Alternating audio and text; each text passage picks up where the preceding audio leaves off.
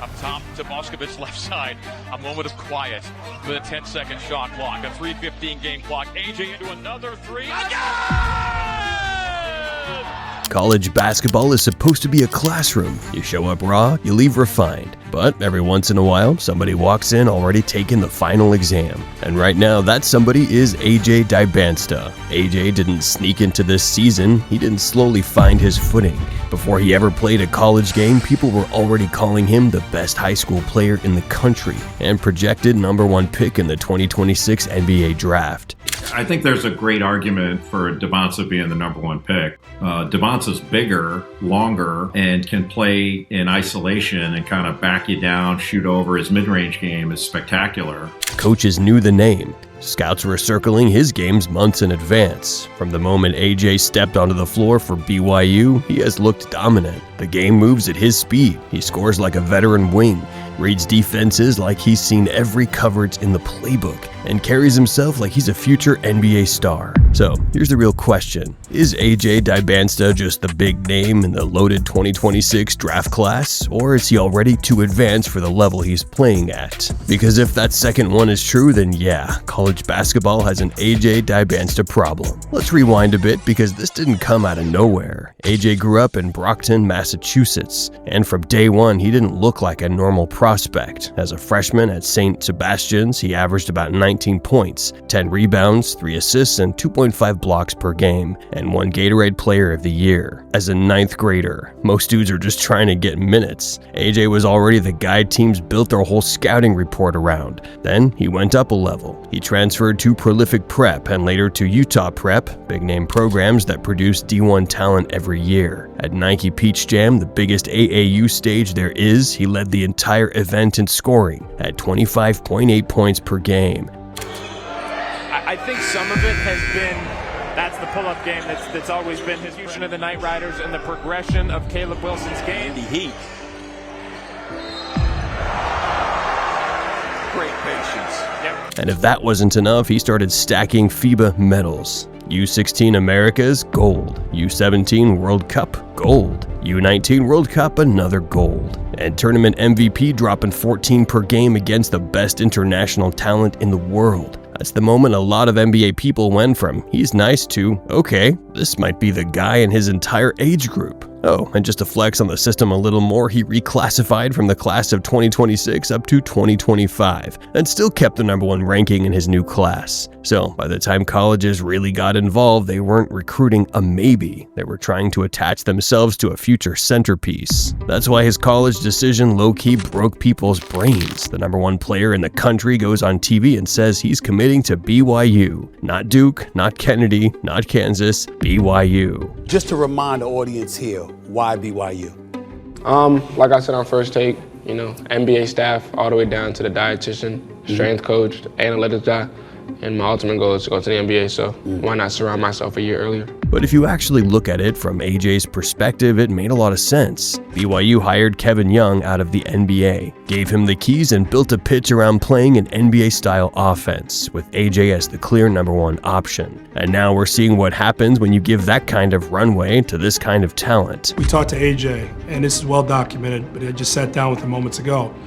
And I said, your decision to go to BYU shocked a lot of people, but you said it was because of 2 words, Kevin Young. And so obviously he has that, he has the size, he has the athleticism, but then he has the skill set that matches it, which is a significant part of the equation. But what really separates him, I think, is his mindset, his mentality, his maturity. That's where I've been blown away. Like, he's extremely mature. Through his 2025 to 26 season, AJ is averaging 23.3 points, 6.4 rebounds, and 3.5 assists per game on 52.9% from the field. That makes him one of the top scorers in the entire country as a freshman in the Big 12 Conference while carrying a massive usage rate. And it's not like he's just farming mid-majors. Look at some of the real games. He dropped 43 points on Utah. Has not been involved. Dybantsa steps through. 15 of 24 from the field, 4 of 5 from 3. Against Kansas, he put up 17 points in a hostile road environment, while the whole building knew exactly who he was and what he wanted to do. BYU lost that game, but Kansas treated him like the primary threat from the opening tip, and the way he's doing it is scary. And Dybantsa Dybantsa, tough shot, and he hits it. It's in. Dybantsa rises up for a three and hits it. Dybantsa with Badunga on him.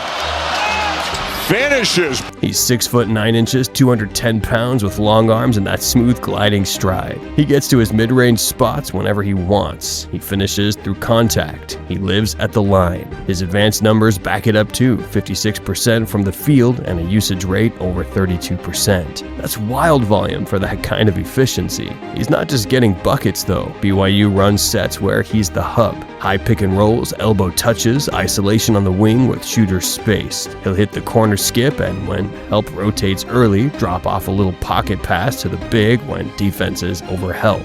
Or just say forget it and take the tough shot himself when the possession dies. This isn't a highlight merchant type game anymore. It's a real repeatable offense. Here's why college basketball has an AJ Dybantsa problem. First, he doesn't look like a freshman. Freshmen are supposed to make dumb reads, force bad shots, and get bullied by older, stronger players. AJ is walking into Big 12 arenas, seeing second defenders sitting in his lap and still forcing teams to tilt their entire defense around him. You can see it in the way teams guard BYU. Stun early, show a crowd live with anyone else taking shots. It's the kind of coverage you usually only see for established stars, not teenagers. Second, he just gave every elite recruit proof that you don't have to go to the classic blue bloods. When the projected #1 pick chooses BYU, then turns around and averages over 23 a night, gets national media love, and sits near the top of every 2026 mock draft anyway, that's a giant billboard to 5 other stars that says, you can go anywhere you want as long as you hoop. The pipeline just got way more chaotic. Third, the time problem. Everybody in the sport knows how this usually goes. Guys with this level of production at this age don't stick around very long. AJ's not spending 3 or 4 years learning how to play. He's spending 1 year proving he's ready to leave. Every big night he has is another reminder that college basketball is basically renting him.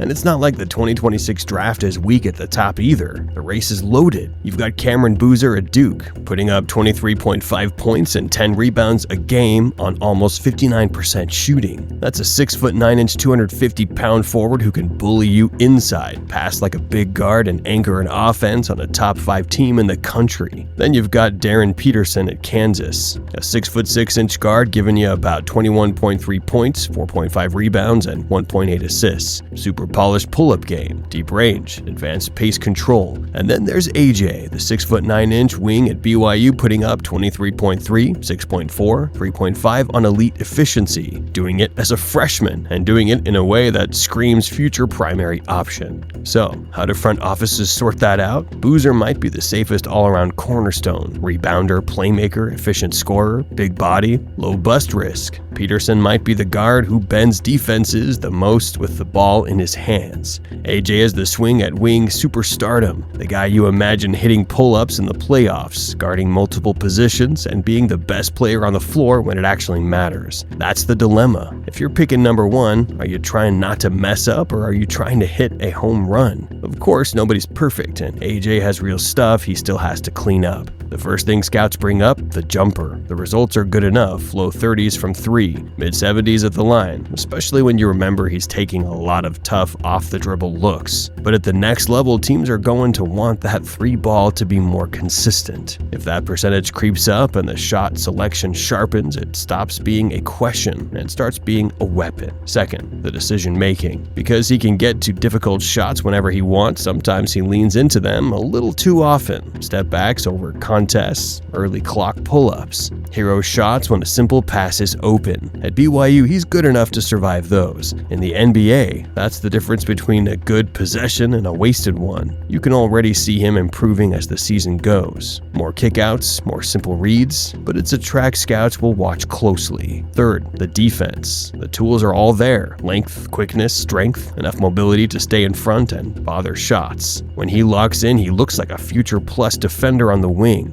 but like basically every 19-year-old star, the motor isn't perfect yet. Rotations come a beat late. Closeouts aren't always as sharp as they could be. The question isn't can he defend, it's is he going to defend like a star every night? The good news, college is the perfect place to work through that stuff. Right now, AJ's getting to make mistakes as the main guy, play through different coverages, feel what it's like to be the top name on every scouting report, and still be trusted to close games. He's not being protected, he's being tested. Now, I want to hear from you. If you had the number 1 pick in 2026 right now, are you taking AJ over Cameron Boozer and Darryn Peterson? Do you think he's already the most polished freshman wing we've seen in years? Or do the questions about the jumper, the decision making, and the defense make you lean Boozer or DP instead? Drop your answer in the comments, rank your top 3 in this draft class, and tell me why. And if you like deep dives into stories like this, the hype, the pressure, and what happens when a can't-miss prospect actually starts delivering, make sure you like the video, subscribe, and turn on notifications.